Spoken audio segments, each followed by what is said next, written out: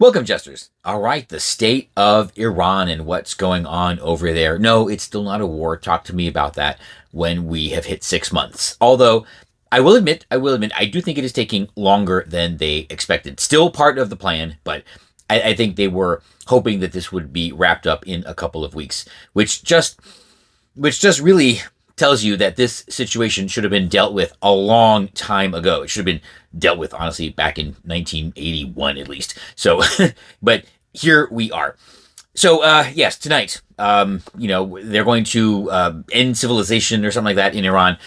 To be honest, I don't think they're going to get that drastic. Really, the only thing they would have to do is take out the electric grid, and not by bombing the actual, power plants or anything like that, just by taking out the transmission lines, right? And they know, and I think they have talked about this, that that hard infrastructure is difficult to replace. The power generation, the transformers, and all that kind of stuff.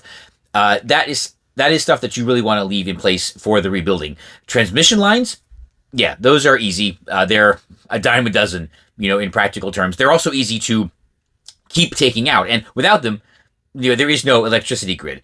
The same thing with airports. I know the left, they keep carrying on about, it's a war crime to bomb an airport. Well, you can pretty much take an entire airport out by just bombing the runway. That's it. The airport itself, all the facilities, just leave them in place. But without a runway, the airport itself is useless. And it's pretty easy to keep the runway out of commission. Even if they do repair it, then you just drop it in the bomb and that's it.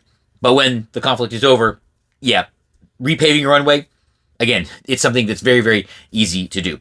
So I think that's just going to be part of the plan. Take down the electric grid and take down their ability to, well, basically fly. And yeah, that is the end of modern civilization, really. So that is my prediction for what, the end of civilization in Iran is going to look like. A very temporary end of civilization. So, but it got me thinking about a couple things. And one, oddly, gas prices. Right, gas prices are up. Not that it affects me, but and not because I listened to them during the last time this happened. But why aren't our friends on the left carrying on about electric cars?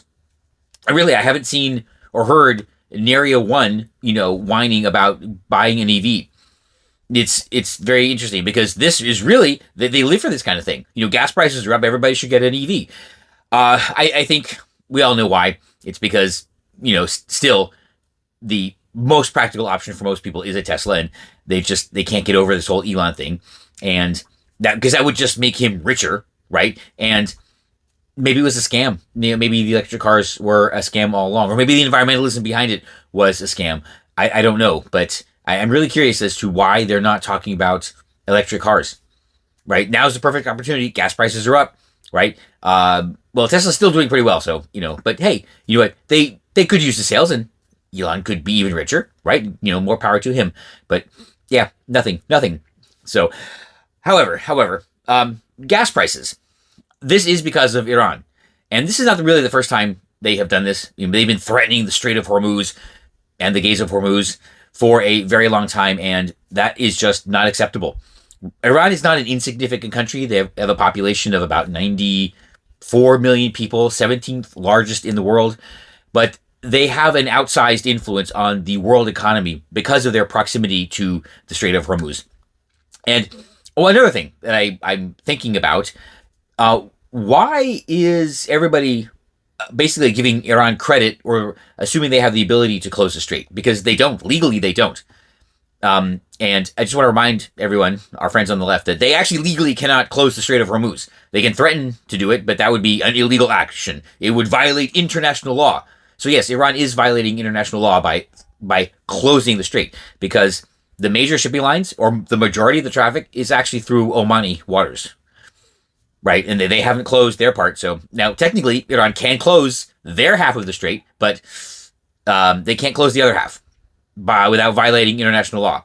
Just pointing that out. But still, because of their proximity to the Strait of Hormuz, they have an outsized and dangerous influence on the global economy, right? Just this little thing going on over there, and gas prices have doubled?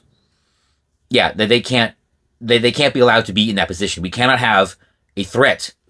We cannot have an incorrigible and uncooperative threat to the global economy in that position. So they have to be taken care of. And realistically, they are the last ones.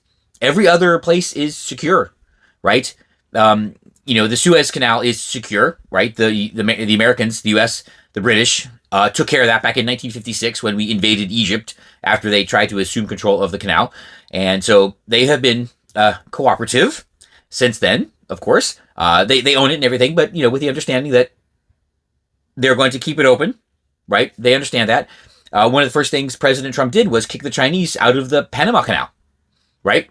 Putting it squarely back under, U.S. and Western influence, right? All of the other global choke points, around Japan, Taiwan, the Strait of Malacca, Indonesia, Singapore, they're all Western aligned or neutral or really just seem to be perfectly happy with global trade, right? That's kind of what we want. So really, the Strait of Hormuz, and to a lesser extent, Bab el-Mandeb, don't say that often, is it. These are the last two major global choke points.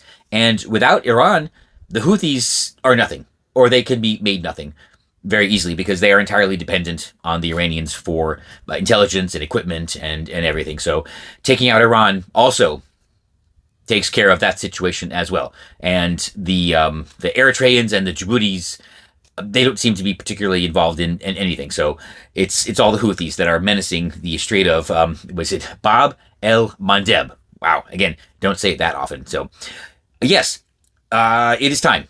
It is finally time to take care of the Iran situation, to end their outsized influence on the global economy, because realistically, when everybody is trading peacefully with everybody, when everyone is peacefully making money with everybody else, no one really wants to drop bombs. So yes, making money and trade is the best way to ensure world peace. And I'm right.